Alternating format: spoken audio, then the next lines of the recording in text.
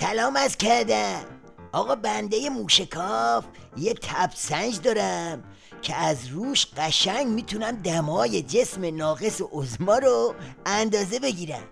این روزا این تبسنج اساسی آمپر چسبونده، یعنی معلومه که وضعیت خیلی قرمزه. ملاحظه بفرمایید. رهبر انقلاب در دیدار خانواده های شهدای مدافع حرم گفت اینها رفتند با دشمنی مبارزه کردند که اگر اینها مبارزه نمی کردند این دشمن می آمد داخل کشور. اگر جلویش گرفته نمی شد ما باید اینجا در کرمانشاه و همدان و بقیه استانها با اینها می جنگیدیم و جلوی اینها را می گرفتیم.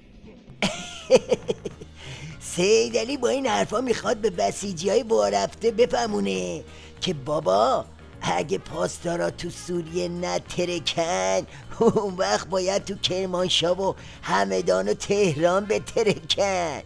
میخواد بهشون بگه اگه اونجا خط نبندیم اون وقت باید خط رو تو تهران ببندیم. حالا همه اینا تو شرایطیه که نمایش انتخابات هم تو راهه.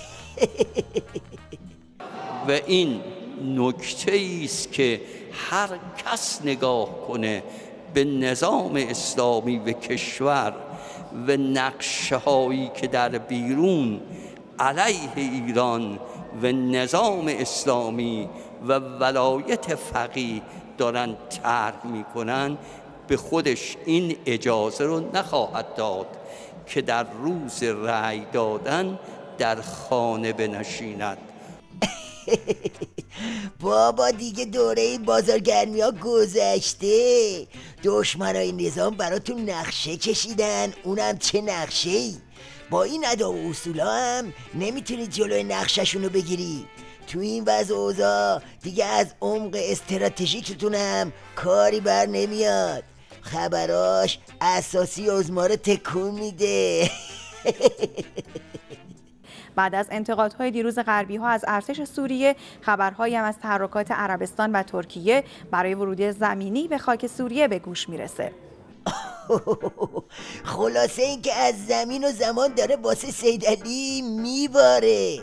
بدبخت نمیدونه نمایش انتخاباتشو جمع جور کنه یا عمق استراتژیکشو بپاد.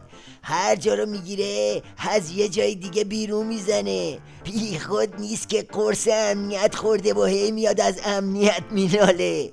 حالا درجه تب عظما دستتون اومد؟ آمپر چسبوندن یعنی اینا.